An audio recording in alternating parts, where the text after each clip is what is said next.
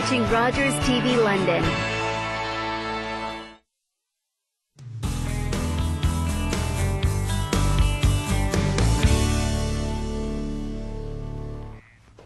All right, welcome back to Daytime. Ken's getting things set up in the daytime kitchen with our good friend Melanie Wendt from Under the Volcano. And I believe the very first show for Ken, he was in the daytime kitchen with Melanie, and I think he sliced his finger almost, well, the tip almost came off.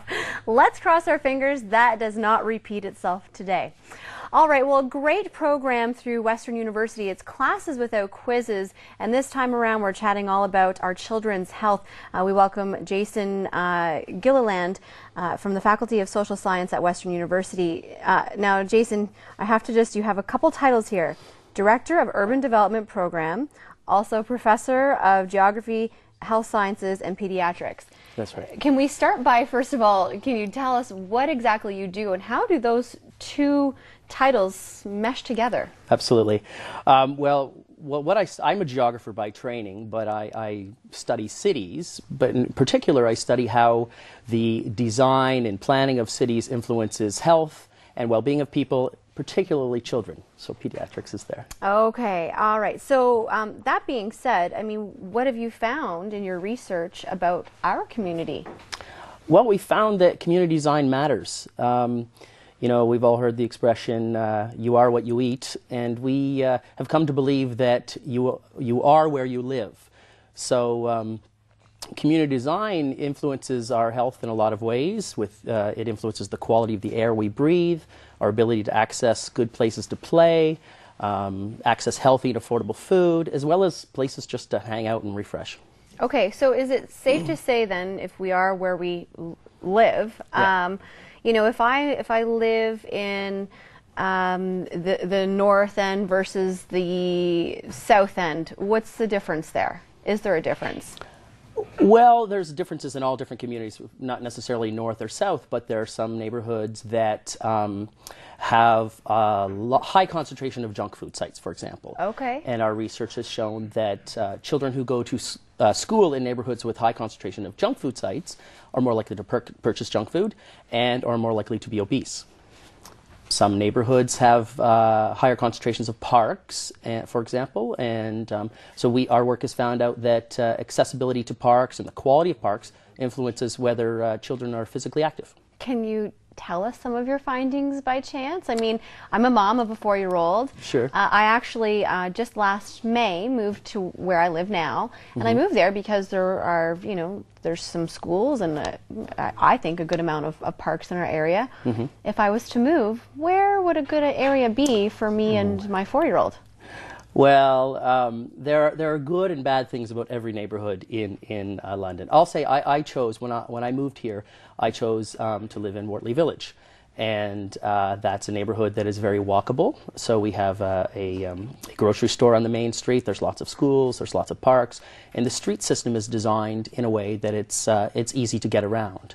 And the Old East Village is another neighborhood that has tree-lined streets and has a wonderful farmers market for accessing healthy food. So these are good things. Yeah, and they're desired locations for a lot of people. I mean, a lot of people choose to find real estate in those areas. I mean, it's... Absolutely, yeah. When I moved from Montreal before I came to London about 8 years ago, and I looked for a neighborhood that could possibly mimic some of the things that I had there. I couldn't exactly find it. But. Okay. How did you begin this interest in this type of work? Yeah. Well, as I said, actually, I moved from Montreal about 8 years ago, and when I was living there, I walked everywhere. I didn't need a car. In fact, a car was a burden. And I walked to work, I walked to shop, etc. And then when I moved here, I realized I needed to buy a car to get around, and I started to put on a few pounds. And so that made me think about community design. And then my focus on children, well, that came honestly with the arrival of my first daughter. And she gave me a new perspective as a parent. So like you, I started to be concerned about the way our neighborhoods influence our children's health, and then I also started to see our neighborhoods through different eyes, a lot more slowly as I walked with my daughter. She's a little bit closer to the ground, but it made me realize that a lot of neighborhoods, a lot of planning isn't done with children in mind. Okay. All right, so this is a lot of the discussion that's going to happen Thursday, March 22nd. It starts at 7 o'clock in the Stevenson and Hunt room at the Central Library. Correct. Who is going to benefit from not only attending this Classes Without Quizzes, but who's going to benefit from your research? That's a good question. We before we do any research, we want to make sure that it's going to be used. So we work closely with the city planners, city engineers, neighborhood and children's services departments, the health units, the school boards, etc. So we're all about evidence-based decision making. So those types of groups will already, we know that they're going to use the findings of our project. All right. Okay. One last question before we head over to Ken over in the daytime kitchen. Okay. If you could change one thing about the design of our lovely London, what would it be?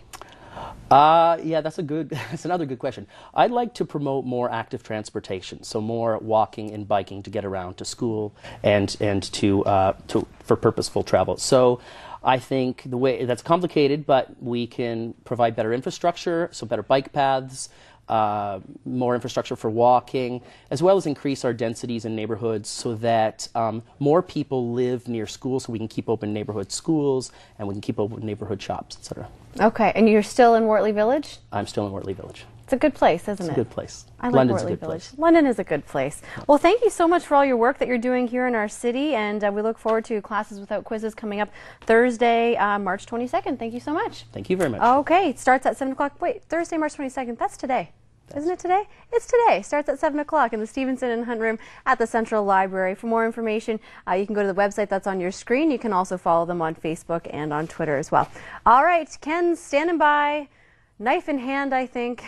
Let's hope he doesn't cut himself. Take it away, Ken. No.